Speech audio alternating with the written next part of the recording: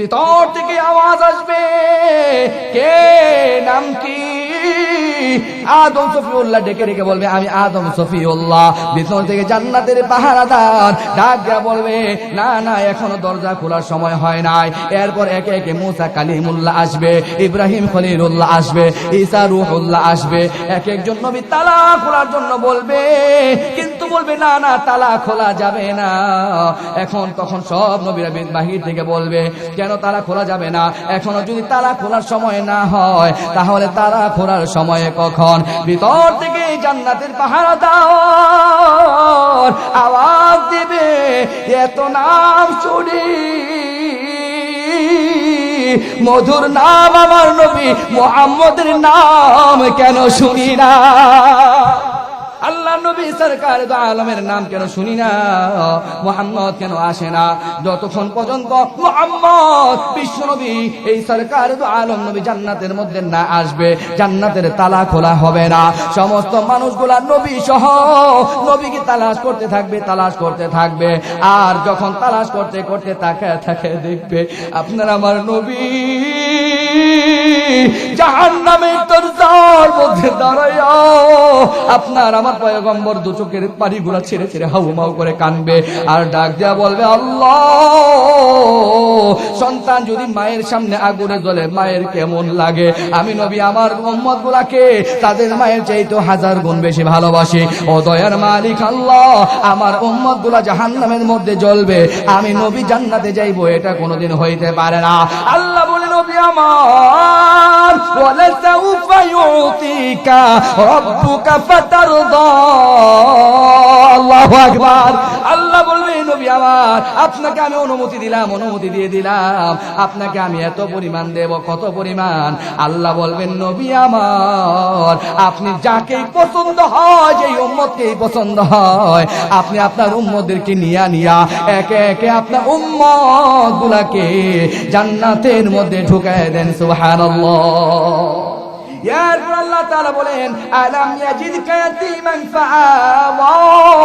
ও নবী আমার, আপনার কি মনে নাই আপনি যখন এতিম ছিলেন, আপনার পাশে কেউ ছিল না, সবার অন্তরের মধ্যে ভালোবাসা দিয়া আপনার পক্ষে ছিলাম আমি আল্লাহ। আল্লাহ বলেন, নবী আপনার কোন সম্পদ ছিল না, খাদিজাকে আপনার সঙ্গে বিবাহ দিয়া খাদিজার সব সম্পদের মালিক আমি আল্লাহ, আপনি নবীকে বানায়া দিলাম। সুবহানাল্লাহ। যে যুবক আজকে দুনিয়ার জন্য পাগল পারা হয়ে গেছো, দুনিয়ার রং তামাশার জন্য পাগল হইছো, এর যুবক আজকে নবীর প্রেমে তুমি পাগল হও না, আল্লাহর প্রেমে পাগল হও না। এমন ভাবে মাতালের মতো চলতেছে যুবক, কেমন যেন মনে হয় আমরা এই দুনিয়ায় চিরজীবন থাকবো, আর কোনোদিন জান্নাতে যাব না, কবরে যাব না। আমাদের চলাফেরা এমন মনে হয়, জোরে বলেন ঠিক কিনা? অথচ আমাদের সকলকে একদিন যাইতে হবে দুনিয়া আইসা। দুনিয়ার জন্য আমরা পাগল পারা হয়ে গেছি, বেহুশ হয়ে গেছি, মাতালের মতো হয়ে গেছি, কি বলে ঠিক কিনা?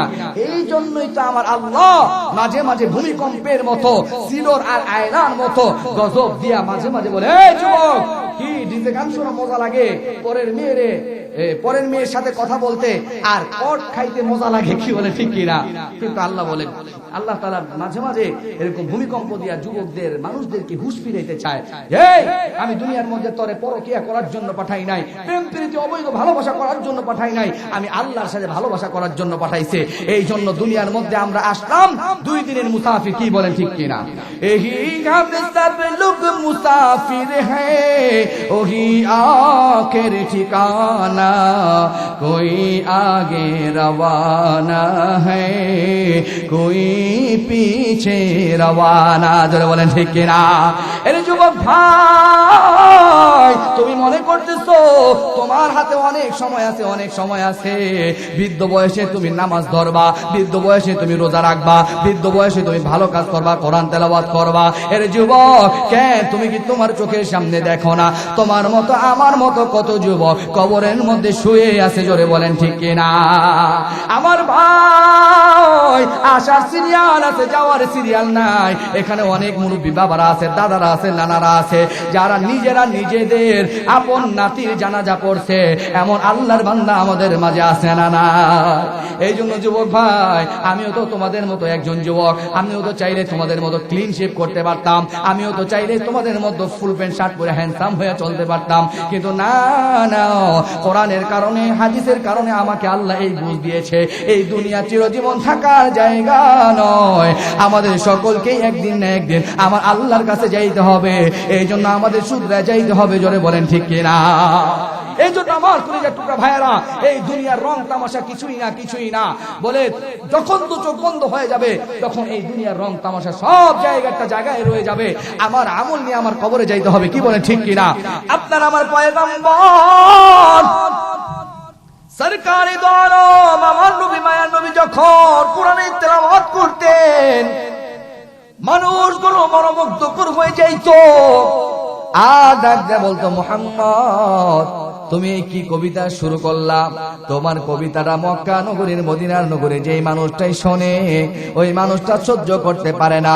আমার মক্কা নগরীর যুবকেরা, মানুষগুলো যদি তোমার কবিতা শোনে বিভ্রান্ত হয়ে যায়, আমাদের দল থেকে বের হইয়া তোমার দল ইসলামের মধ্যে ঢুকে যায়। আমার ভাইয়েরা, আল্লাহর পয়গম্বর বিশ্বনবী তেলাওয়াত শুনে শুনে মানুষগুলো কাফের মুশরিক বেঈমানরা মনে করে আমার নবী সরকার দো আলম বুঝি কবিতা পাঠ করে। আল্লাহ কোরআনুল কারীমের আয়াত নাযিল করে বলে, নবী আমার আপনি কবিতা পাঠ করেন না, কবিতা পাঠ করা আপনার জন্য শোভা পায় না। আমার আল্লাহ তাআলা কোরআনুল কারীমের সূরা ইয়াসিন শরীফের মধ্যে বলেন, ওয়ামা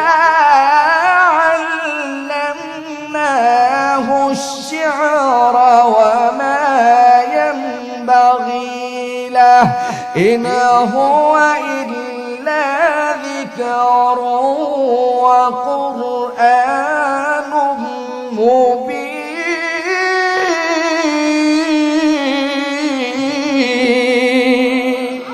قادر قدرني بركمال أنت ربي أنت حسبي ذو الجلال تهي قادر جليل الله دهاجر وهر حالي تهي मेरा निगाहदार जोरे बोले अल्लाह अकबर।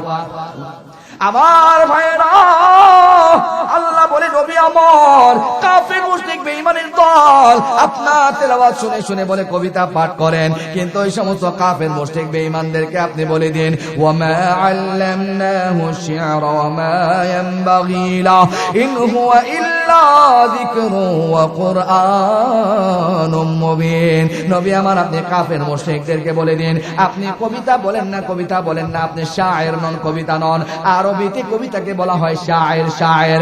আল্লাহ ডাক দেয়া বলে, নবী আমার আপনি কাফের মুশরিকদেরকে বলে দিন, আপনি কবিতা পাঠ করেন না, কবিতা পাঠ করা আপনার জন্য শোভা পায় না। আপনি তো আমি আল্লাহর কালামুল্লাহ কোরআনুল কারীম তেলাওয়াত করে মানুষদেরকে শোনায় দেন, সুবহানাল্লাহ।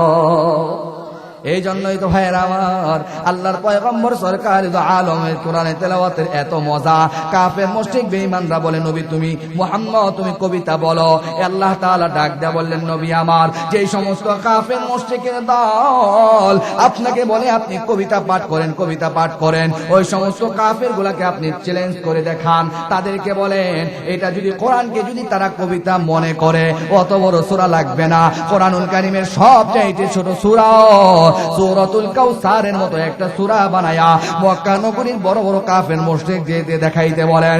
আমার পয়গম্বর ডাক দেয়া বলে, হে মক্কা নগরীর কাফের মুশরিকের দল, তোমরা তো মনে করো আমি কবিতা পাঠ করি, তোমাদের কাছে যদি এই কোরআনকে কবিতা মনে হয়, তাহলে তোমরা এমন একটা সূরা কোরআনুল কারীমের সবচাইতে ছোট সূরাটাকে তুমি বানায়া দেখাও।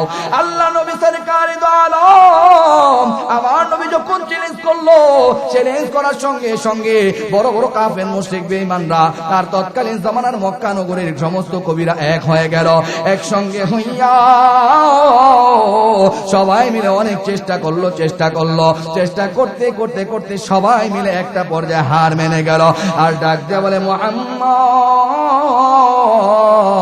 তেলাওয়াত, না না না, এটা তো এমন তেলাওয়াত, এমন সুন্দর সূরা কোনদিন আমাদের দ্বারা বানানো সম্ভব নয়। বড় বড় কাফের মুশরিক বেঈমানরা বলে উঠল, ইন্না أعطيناك الكوثر فصل لربك وانحر إن شانئك هو الأبتر ليس هذا كلام البشر ليس هذا كلام البشر কাফের মুশরিক বেঈমানের দল আল্লাহ নবী সরকার আলম নবীকে ডাক দিয়া বলে, হে মুহাম্মদ, না না না, আমাদের দ্বারা সব কবিরা যদি কাফেররা যদি একসঙ্গে হয়ে যায়, কোরআনুল কারীমের সবচাইতে ছোট সূরাটাও বানানো সম্ভব নয়। কেন কেন কেন? লাইসা হাযা কালামিল বাশার, সমস্ত কবি মিলে এক বাক্যে এই কথা বলতে বাধ্য হয়ে যায়, এটা দুনিয়ার কোন মানুষদের বানানো কবিতা হইতে পারে না, এটা আমার আল্লাহর বানানো কোরআন তেলাওয়াত হইতে পারে। সুবহানাল্লাহ। এই জন্য ভাইয়েরা আমার, আপনার পয়গম্বর আমার নবী সরকার দো আলমকে আল্লাহ তাআলা এত পরিমাণ ভালোবাসতেন। আমার নবী সরকার দো আলম যখন কষ্ট পাইতেন, আল্লাহ ডাক দেয়া বলতেন, বন্ধু আপনি মুহাম্মদ যদি কষ্ট পান, আমি আল্লাহ সইতে পারি না। আপনার আমার পয়গম্বর সরকার দো আলম একবার 2 থেকে 3 দিন একাধারে তাহাজ্জুদের নামাজের সময় উঠতে পারলো না। কাফের মুশরিক বেঈমানরা চতুর্দিকে খবর ছড়ায় দিল, মুহাম্মদের আল্লাহ মুহাম্মদের সঙ্গে নারাজ হয়েছে, মুহাম্মদের আল্লাহ মুহাম্মদের থেকে হাত গুটায় নিচে, জোরে বলি নাউযুবিল্লাহ। এই জন্য আল্লাহর পয়গম্বর বিশ্ব নবী সরকার দো আলমকে আমার আল্লাহ সান্ত্বনা দেওয়ার জন্য আল্লাহ তাআলা গোটা একটা সূরা সূরাতুদ দুহা নাযিল করে দিয়েছে। সুবহানাল্লাহ, আল্লাহু আকবার। আমার নবী কষ্ট হচ্ছে, আর একটু চলবে 5 মিনিট, আল্লাহ কবুল করুক, সকলে বলে আমিন।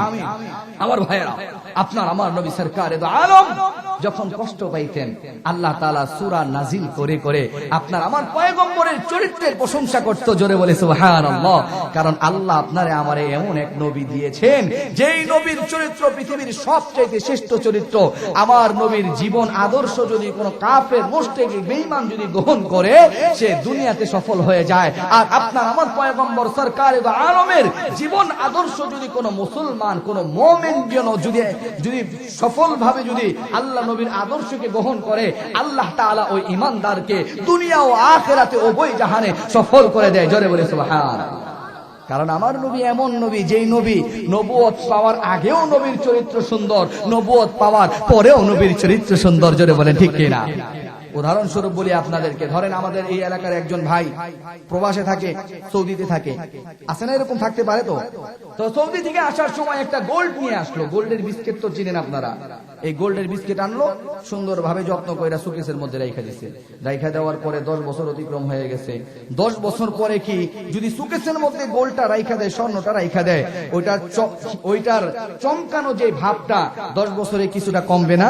সেটা দেখলে মনে হবে তামা তামা কেমন যেন। কিন্তু এই গোল্ড, এটাকে যদি আবার স্বর্ণকারের দোকানে নিয়ে যদি অ্যাসিড পানি দিয়া, স্বর্ণের পানি দিয়া যদি ধৌত করা হয়, তাহলে সেটার চকমক ভাবটা আবার ফিরে আসে, কি বলেন ঠিক কিনা? ভাইরা আমার, আল্লাহ বলে, নবী আমার আপনার চরিত্র এত সুন্দর, এত সুন্দর, আপনি এমন পয়গম্বর, আপনার চরিত্রটা এমন সুন্দর, গোল্ডের চাইতে অনেক বেশি সুন্দর। আপনার আমার পয়গম্বর নবুয়ত পাওয়ার আগে আপনার আমার পয়গম্বর বিশ্ব নবীর চরিত্রে গোটা মক্কাবাসী আনন্দিত হয়ে যাইত, গোটা মক্কা আলোকিত হয়ে যাইত।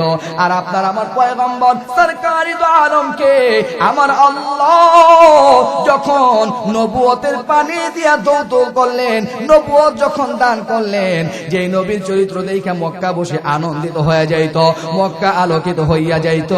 ওই নবী নবুয়ত পাওয়ার পর আল্লাহ নবী সরকার দো আলমের জীবন আদর্শে চরিত্রের কারণে গোটা বিশ্ব আলোকিত হয়ে গেছে। সুবহানাল্লাহ। আমার নবীর চরিত্র কেমন সুন্দর! আল্লাহ বলে, নবী আমার আপনার চরিত্র এত সুন্দর, এত সুন্দর, আমি আল্লাহ তাআলা আপনার দ্বারা কোনোদিন কোনো কোনোদিন কোনো হারাম কাজ করাই নাই, নবুয়ত পাওয়ার আগেও কোনো হারাম কাজ করাই নাই।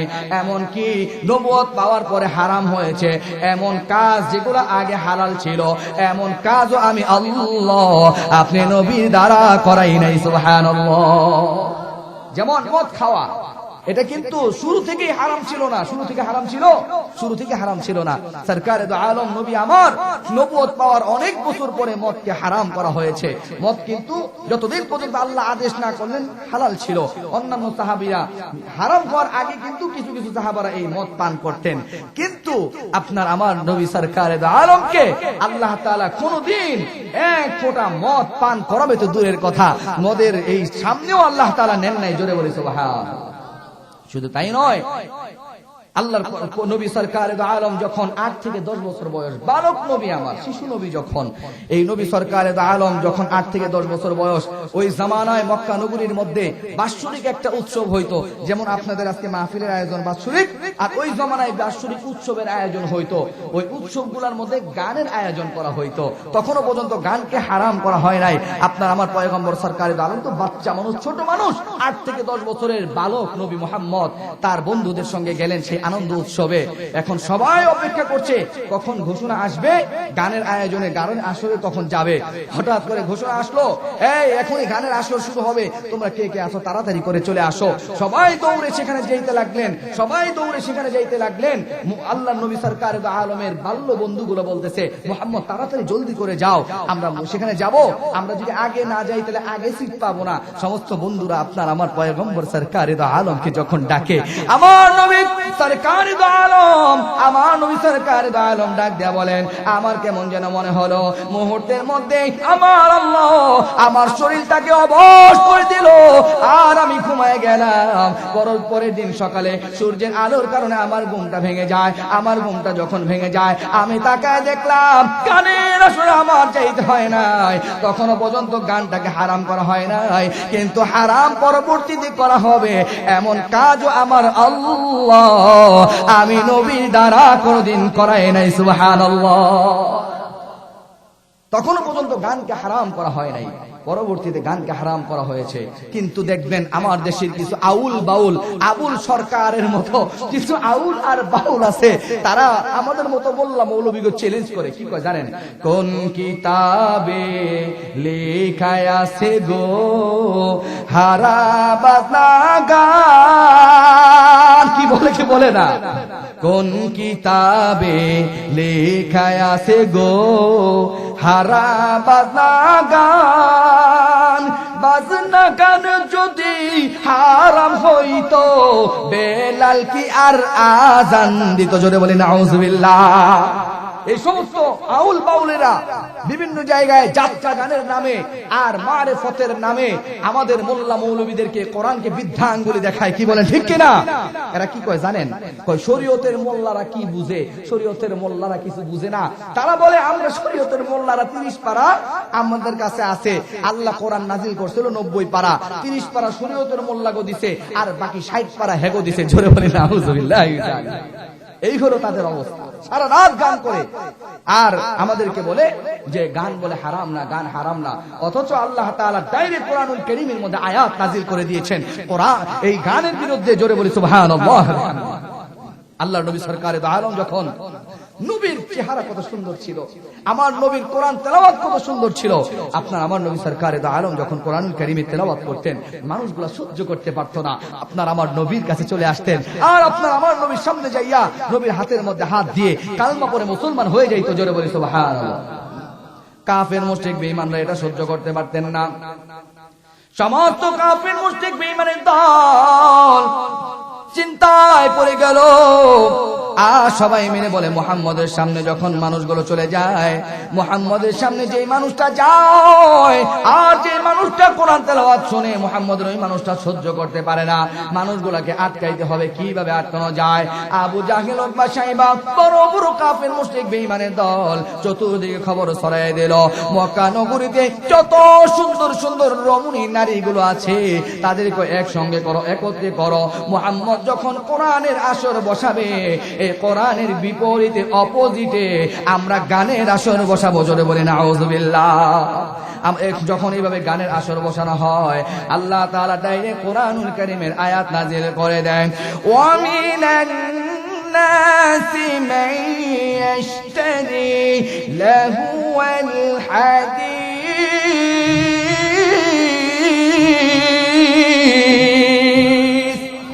कलाम जिंदा कुरान हकीम बहर सदका रहमतल लिल आलमीन सय्यदुल कौनैन खत्मुल मुरसलीन आखिर आमद बोद फखरुल अव्वलिन शुद बजूदाश रहमतल लिल आलमीन मस्जिदे ओ शुद हमारे जमीन जोरे बोले अल्लाहु अकबर। আমার ভাইরা, আল্লাহ তাআলা কুরআনুল কারীমের আয়াত নাযিল করে করে বলেন, ওয়া মিনান নাসি মান ইয়াশতারি লাহুল হাদিস। হে নবী আমার, আপনি বলে দিন জমিনের মধ্যে যত গানগুলো আছে, গানগুলোর মধ্যে যেই সমস্ত গানের মধ্যে শিরক থাকবে, বিদআত থাকবে, বাজনা থাকবে, ওই সমস্ত গানগুলোকে লাহুল হাদিস আমি আল্লাহ তাআলা হারাম ঘোষণা করলাম। সুবহানাল্লাহ। আমার ভাইরা, এই জন্য আপনার আমার নবীর চরিত্র আমার আল্লাহ এমন সুন্দর করে বানিয়েছিলেন, বলে যেইগুলা ভবিষ্যতে হারাম হবে এমন কাজও আমার আল্লাহ আপনার আমার নবী দ্বারা করায় নাই। সুবহানাল্লাহ। কেন করায় নাই উদাহরণ বলবো না? কষ্ট হচ্ছে নাকি পোটলা দিয়ে দেবো তাড়াতাড়ি? চলবে ইনশাআল্লাহ, কষ্ট নিয়েন না, একটু মজা করলাম। কারণ হলো ওই যে দেখবেন আমাদের তাহিরি আঙ্কেল দেখেন না মাঝে মাঝে কত কিছু করে। কেন করে জানেন? আপনাদের শ্রোতাদের যারা শুনেন অনেক সময় একঘেয়েমি চলে আসে, একটু হাস্যরস না করলে, একটু কথাবার্তা না বললে আসলে মানুষ শরীরটা ইজি হয় না, মেন্টালি ইজি হয় না। এই জন্য মাঝে মাঝে একটু দুষ্টুমি করতে হয়। আপনার কষ্ট পান নাই তো? রাগ করছেন? আমি কি কাউকে গালি দিয়েছি? এখন যুবকেরা খুশি, হ্যাঁ, এইগুলো যুবকেরা পছন্দ করে। ভালো। আমার ভাইয়েরা, যে কথাটা বলতেছিলাম, আল্লাহ তাআলা নবীকে দ্বারা এমন কোন কাজ করার নাই যেগুলো পরবর্তীতে হারাম হবে। কেন করার নাই? উদাহরণস্বরূপ বলি, আপনাদের এলাকার মধ্যে মহল্লার মধ্যে মাঝে মাঝে তাবলীগ জামাত আসে না? কি করে? তাবলীগ জামাত আসলে এই আল্লাহর বান্দাগুলা আসরের নামাজের পরে গাছতে বের হয়।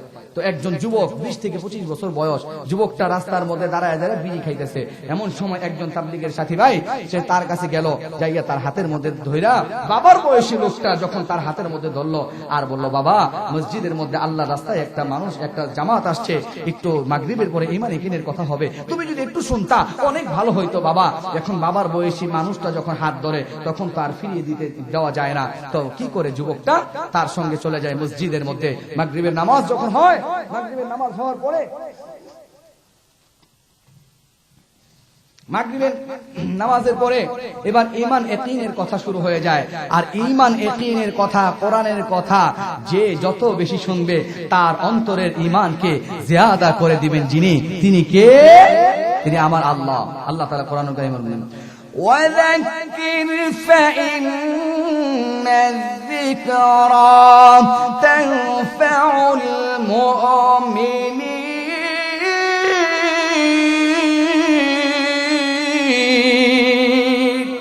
আমার ভাইরা, আল্লাহ ডাক দেয়া বলে, ও নবী আমার, আপনি দুনিয়ার মানুষদেরকে বলে দিন, ওয়াযাক্কির ফাইন্না যিকরা তানফাউল মুমিনিন।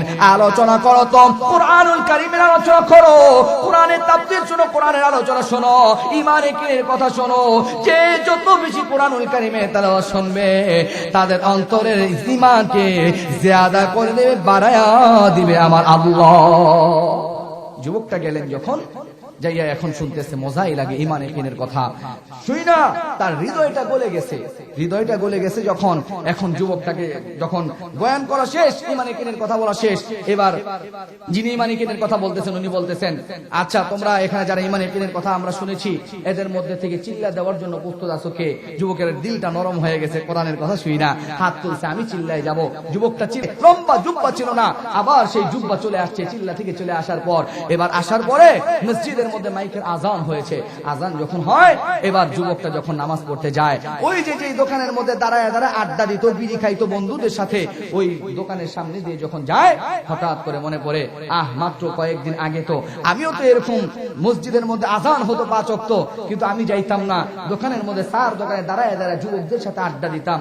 আরে আজকে আমি তো আলহামদুলিল্লাহ হেদায়েত প্রাপ্ত হয়েছি, আমার বন্ধুগুলো হেদায়েত প্রাপ্ত না হলে কেমন হয়? এই জন্য আল্লাহর বান্দাটা চায়ের দোকানের মধ্যে যায়, যা বলে ভাই, সে এখন নিজেই ওয়াজ শুরু করে দেয়, দেখেন এই দুনিয়া আল্লাহ পাঠিয়েছেন ফরিকের জন্য, আল্লাহ তাআলা আমাদেরকে মুসাফির হিসেবে পাঠিয়েছেন, আমরা সবাই মুসাফির, একদিন আল্লাহর কাছে যেতে হবে, এই জন্য সুতরাং গুনাহ করলে চলবে না, আজান হয়েছে চলেন নামাজের মধ্যে।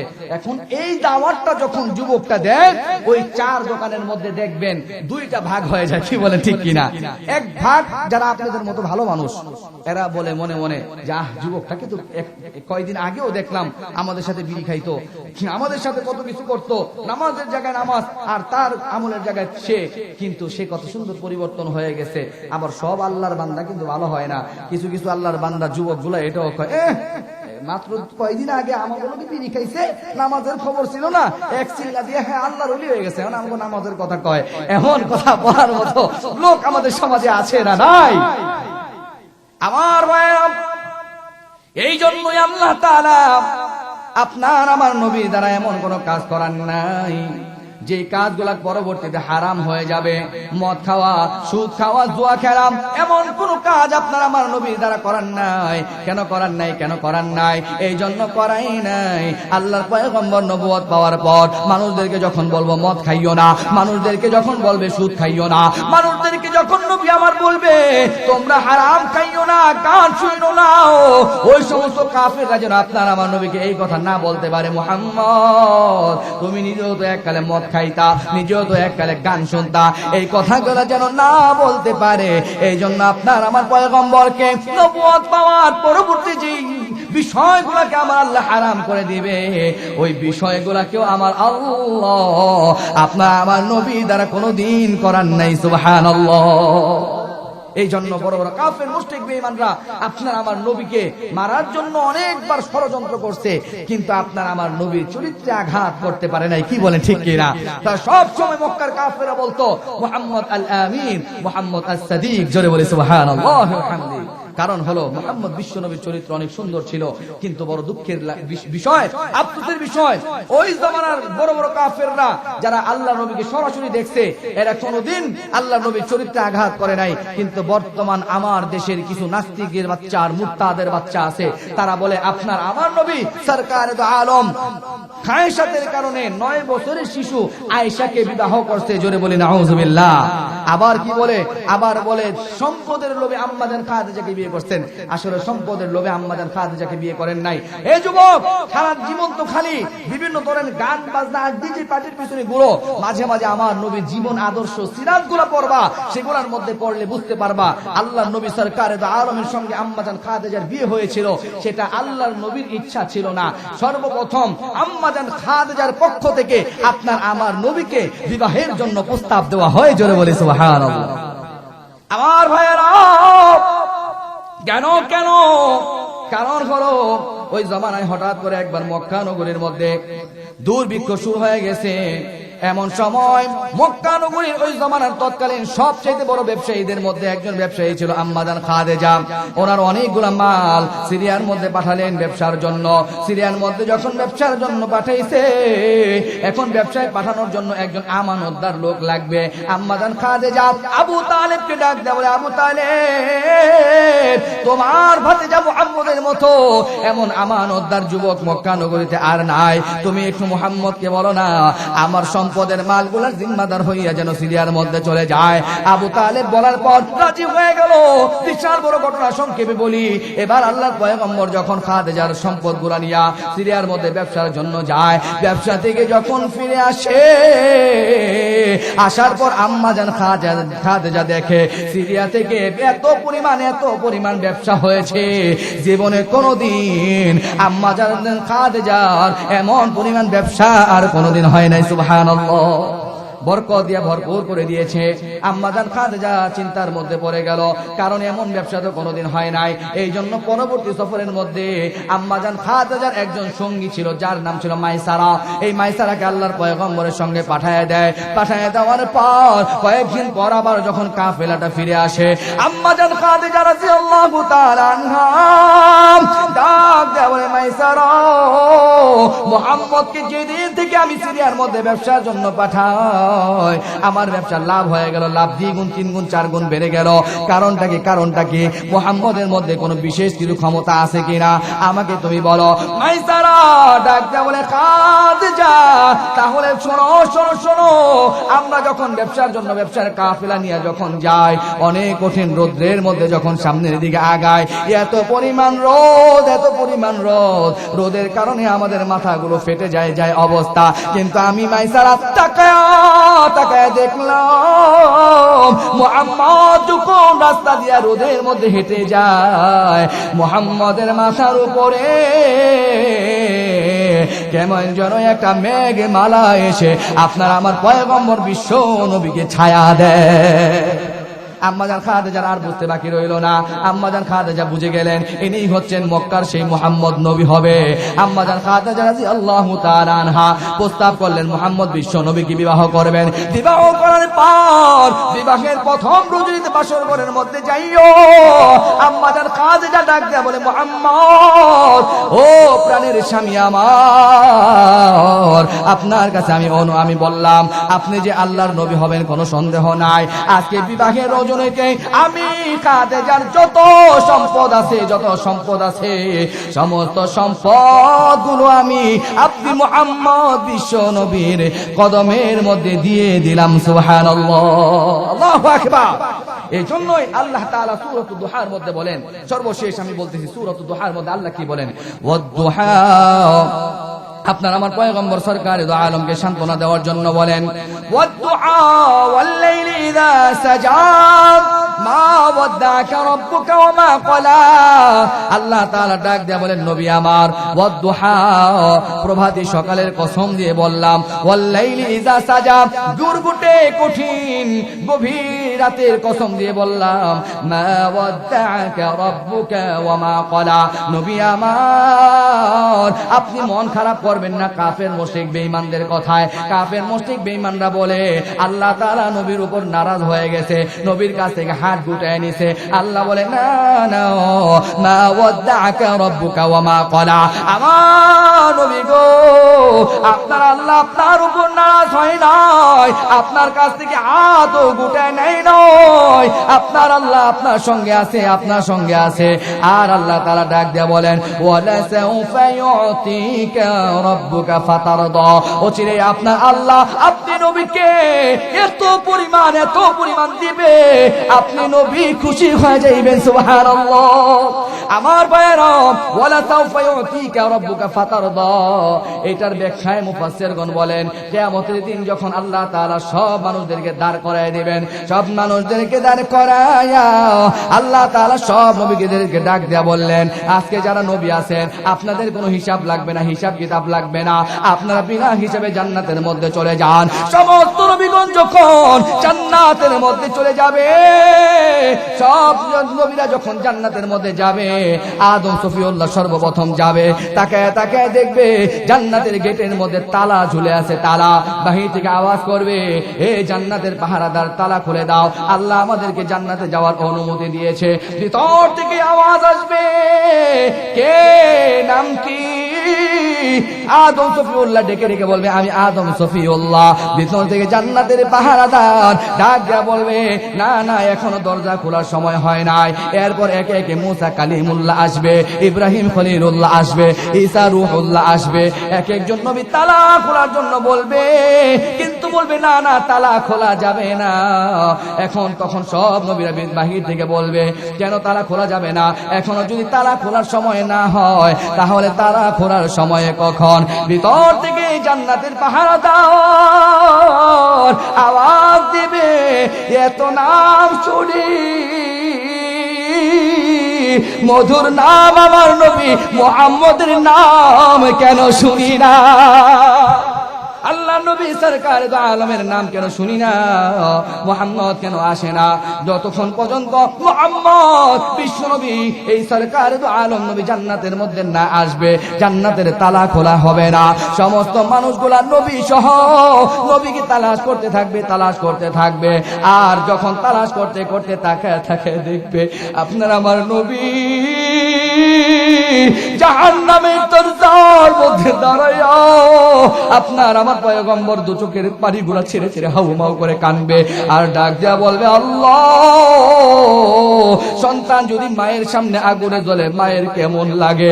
আমি নবী আমার উম্মত গুলাকে তাদের মায়ের চাইতে 1000 গুণ বেশি ভালোবাসি। ও দয়ার মালিক আল্লাহ, আমার উম্মত গুলা জাহান্নামের মধ্যে জ্বলবে, আমি নবী জান্নাতে যাইবো, এটা কোনোদিন হইতে পারে না। আল্লাহ বলে, নবী আমার ওয়ালাসাউফা ইউতিকা রাব্বুকা ফাতারদা। আল্লাহু আকবার। আল্লাহ বলবে, নবী আমার আপনাকে আমি অনুমতি দিলাম, অনুমতি দিয়ে দিলাম, আপনাকে আমি এত পরিমাণ দেব, কত পরিমাণ? আল্লাহ বলবেন, নবী আমার আপনি যাকে পছন্দ হয়, যেই উম্মতকেই পছন্দ হয়, আপনি আপনার উম্মতদেরকে নিয়া নিয়া একে একে আপনার উম্মত গুলাকে জান্নাতের মধ্যে ঢুকায় দেন। সুবহানাল্লাহ। এরপর আল্লাহ তাআলা বলেন, আলাম ইয়াজিদকা ইয়াতীমান ফাআওয়া। ও নবী আমার আপনার কি মনে নাই আপনি যখন এতিম ছিলেন, আপনার পাশে কেউ ছিল না, সবার অন্তরের মধ্যে ভালোবাসা দিয়া আপনার পক্ষে ছিলাম আমি আল্লাহ। আল্লাহ বলেন, নবী আপনার কোন সম্পদ ছিল না, খাদিজাকে আপনার সঙ্গে বিবাহ দিয়া খাদিজার সব সম্পদের মালিক আমি আল্লাহ, আপনি নবীকে বানায়া দিলাম। সুবহানাল্লাহ। যে যুবক আজকে দুনিয়ার জন্য পাগল পারা হয়ে গেছো, দুনিয়ার রং তামাশার জন্য পাগল হইছো, এর যুবক আজকে নবীর প্রেমে তুমি পাগল হও না, আল্লাহর প্রেমে পাগল হও না। এমন ভাবে মাতালের মতো চলতেছে যুবক, কেমন যেন মনে হয় আমরা এই দুনিয়ায় চিরজীবন থাকবো, আর কোনোদিন জান্নাতে যাব না, কবরে যাব না। আমাদের চলাফেরা এমন মনে হয়, জোরে বলেন ঠিক কিনা? অথচ আমাদের সকলকে একদিন যাইতে হবে দুনিয়া আইসা। দুনিয়ার জন্য আমরা পাগল পারা হয়ে গেছি, বেহুশ হয়ে গেছি, মাতালের মতো হয়ে গেছি, কি বলে ঠিক কিনা? এই জন্যই তো আমার আল্লাহ মাঝে মাঝে ভূমিকম্পের মতো, সিলোর আর আয়নার মতো গজব দিয়া মাঝে মাঝে বলে, এই যুবক, কি ডিজে গান শোনা মজা লাগে, পরের মেয়ের সাথে কথা বলতে আর কট খাইতে মজা লাগে, কি বলে ঠিক কিনা? কিন্তু আল্লাহ বলেন, আল্লাহ তাআলা মাঝে মাঝে এরকম ভূমিকম্প দিয়া যুবকদের, মানুষদেরকে হুঁশ ফিরাইতে চায়। এই আমি দুনিয়ার মধ্যে তোরে পরকিয়া করার জন্য পাঠাই নাই, প্রেম প্রীতি অবৈধ ভালোবাসা করার জন্য পাঠাই নাই, আমি আল্লাহর সাথে ভালোবাসা করার জন্য পাঠাইছে। এই জন্য দুনিয়ার মধ্যে আমরা আসলাম 2 দিনের মুসাফির, কি বলেন ঠিক কিনা? এহি গাদ সব লোক মুসাফির হ্যায়, ওহি আখের ঠিকানা, कोई आगे रवाना है, कोई पीछे रवाना। जरा बोलें ठीक किना? এরে যুবক ভাই, তুমি মনে করতেছো তোমার হাতে অনেক সময় আছে, অনেক সময় আছে, বৃদ্ধ বয়সে তুমি নামাজ ধরবা, বৃদ্ধ বয়সে তুমি রোজা রাখবা, বৃদ্ধ বয়সে তুমি ভালো কাজ করবা, কোরআন তেলাওয়াত করবা। এরে যুবক, কেন তুমি কি তোমার চোখের সামনে দেখো না তোমার মতো আমার মতো কত যুবক কবরের মধ্যে শুয়ে আছে? জোরে বলেন ঠিক কিনা? আমার ভাই, আসার সিরিয়াল আছে, যাওয়ার সিরিয়াল নাই। এখানে অনেক মুরব্বী বাবারা আছে, দাদারা আছে, নানারা আছে, যারা নিজেরা নিজেদের আপন নাতির জানাজা পড়ছে। এমন আল্লাহর বান্দা আমাদের মাঝে আছে না না? এই জন্য যুবক ভাই, আমিও তো তোমাদের মতো একজন যুবক, আমিও তো চাইলে তোমাদের মতো ক্লিন শেভ করতে পারতাম, আমিও তো চাইলে তোমাদের মতো ফুল প্যান্ট শার্ট পরে হ্যান্ডসাম হয়ে চলতে পারতাম, কিন্তু না না, কোরআনের কারণে, হাদিসের কারণে আমাকে আল্লাহ এই বুঝ দিয়েছে, এই দুনিয়া চিরজীবন থাকার জায়গা নয়, আমাদের সকলকেই একদিন না একদিন আমার আল্লাহর কাছে যাইতে হবে। এই জন্য আমাদের শুধরে যাইতে হবে। জোরে বলেন ঠিক কিনা? এই জন্য আমার কলিজার টুকরা ভাইয়েরা, এই দুনিয়ার রং তামাশা কিছুই না, কিছুই না। বলে যখন তো চোখ বন্ধ হয়ে যাবে, তখন এই দুনিয়ার রং তামাশা সব জায়গায় রয়ে যাবে। আমার আমল নিয়ে আমার কবরে যাইতে হবে, কি বলে ঠিক কিনা? এই জন্য আমার কলিজার টুকরা যুবক ভাই যারা আছো, আমি যুবক, এই জন্য যুবকদেরকে বেশি বেশি বলি, যুবক ভাইয়েরা, পারা যাবে কি আজকে থেকে আমরা অবৈধ ভালোবাসা করব না? পারা যাবে কি ইনশাআল্লাহ আজকে থেকে আর গালের মধ্যে খুর লাগাবো না? পারা যাবে কি আজকে থেকে আমার নবীর আদর্শ গ্রহণ করব?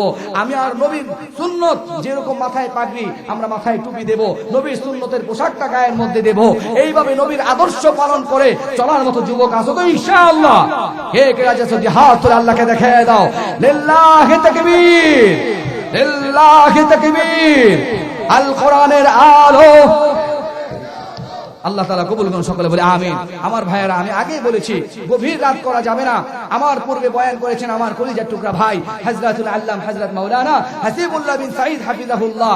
আমার ভাই কিন্তু কালেকশন করে না, আমিও কালেকশন করি না, যেটা সত্য কথা এটা বলে দিলাম। কিন্তু আপনাদের মসজিদের ইমাম সাহেব হযরত মাওলানা আব্দুর রহমান ভাই আমার একটা কলিজার টুকরা মানুষ, অনেক মহব্বত করি ভাইকে। তার মহব্বতে একবার আসছিলাম, অনেকে মনে দেখছিলেন, আপনাদের মসজিদে বয়ান করেছিলাম, রব্বানা আতিনা ফিদ দুনিয়া হাসানাতাও ওয়া ফিল আখিরাতি হাসানাতাও ওয়া কিনা আযাবান নার رب ارحمهما كما ربياني صغيرا رب ارحمهما كما ربياني صغيرا আয় আল্লাহ, ও গো মহিয়ান গরিয়ান সর্বশক্তিমান দয়াময় আল্লাহ, ও গো আসমান জমিন হায়াত মওত কুল কায়নাতের মালিক আল্লাহ, আয় আল্লাহ আমি পাপী গুনাহগার বান্দা মুসাফির মানুষ, আয় আল্লাহ গভীর রজনীতে জুমার দিন, আয় আল্লাহ আপনার সম্মানিত মুসল্লিদেরকে নিয়া, কোরআন প্রেমী তাফসীর প্রেমী ভালোবাসার বান্দাগুলাকে নিয়া, আয় আল্লাহ গভীর রজনীতে দু হাত উত্তোলন করে ধরলাম, আয় আল্লাহ মেহেরবানি করে আপনি আমাদের কাউকে খালি হাতে ফিরে দিয়েন না। আমাদের জিন্দেগীর তামাম গুনাহগুলাকে আপনি আল্লাহ ক্ষমা করিয়া দিন। আয় আল্লাহ মেহেরবানি করিয়াও আমি গুনাহগারের সঙ্গে যারা হাত তুলেছে আল্লাহ, জানি না কার যেন করে যার টুকরা মা নাই, আয় আল্লাহ জানি না কার যেন বাবা নাই, আয় আল্লাহ যার মা নাই সেই তো বুঝে মা হারানোর কি ব্যথা, আয় আল্লাহ যার মা নাই বাবা নাই মেহেরবানি করে মা বাবার জিন্দেগীর তামাম গুনাহগুলাকে ক্ষমা করিয়া মা বাবার কবরগুলাকে আপনি আল্লাহ জান্নাতের টুকরা বাগানে বানায় দিন। আয় আল্লাহ মেহেরবানি করিয়া আমাদের দাদা দাদি নানা নানি আত্মীয় স্বজনদের মধ্য থেকে যারা কবর পথে যাত্রী হয়ে গেছে সকলের জিন্দেগীর তামাম গুনাহগুলাকে ক্ষমা করিয়া সকলের কবরগুলাকে আপনি আল্লাহ জান্নাতের টুকরা বাগান বানায় দিন। আয় আল্লাহ আমি গুনাহগারের সঙ্গে যে হাত তুলেছি আল্লাহ, জানি না কে কোন আশা নিয়ে আপনি আল্লাহর শাহী দরবারে হাত তুলেছে, আয় আল্লাহ আপনি তো আলিমুল গায়ব, আপনি তো আলিমুম বিদাতিস সুদূর, আপনি তো আপনার সকল বান্দা সকল বান্দির খবর মনের খবর জানেন গো আল্লাহ। আয় আল্লাহ এই গভীর রজনীতে কোরআনের ভালোবাসায় দীর্ঘ লম্বা সময় তাফসীর শুনি না, আয় আল্লাহ আপনার বান্দা বান্দিগুলা হাত তুলে আপনার দরবারে, আয় আল্লাহ মেহেরবানি করে সকলের মুখ মনের নেক আশা নেক বাসনা নেক দোয়াগুলাকে আপনি আল্লাহ কবুল আর মঞ্জুর করিয়া নিন। আয় আল্লাহ খাস করে মাবুদ আমাদের গ্রামের অনেক প্রবাসী ভাইরা আয় আল্লাহ প্রবাসের জমিনের মধ্যে আছে, আয় আল্লাহ প্রবাসের মাটির মধ্যে যারা আছে গো আল্লাহ তাদেরকে সহি সালামতে সুন্দরভাবে সুস্থতার সঙ্গে যেন বসবাস করতে পারে, আবার যেন আমাদের মাঝে ফিরে আসতে পারে, মেহেরবানি করে তৌফিক দান করিয়া দিন। আয় আল্লাহ খাস করে মাবুদ যে মসজিদের মধ্যে বসে আপনি আল্লাহ শাহী দরবারে হাত তুললাম, আয় আল্লাহ আমাদের এই মসজিদ খানাকে আপনি আল্লাহ কিয়ামত পর্যন্ত কবুল আর মঞ্জুর করিয়া নিন। আয় আল্লাহ খোলা মাঠে খোলা ছাদে, আয় আল্লাহ ছাদ নাই, ছাদ ছাড়া মসজিদের মধ্যে বৈশা আপনি আল্লাহর শাহী দরবারে হাত তুললাম, আগামী বছর মাহফিল আসার আগে আগে এই ছাদ যেন সুন্দরভাবে কমপ্লিট হয়ে যাইতে পারে, মসজিদের কাজগুলো যেন সব কমপ্লিট হয়ে যাইতে পারে, মেহেরবানি করে তৌফিক দান করিয়া দিন।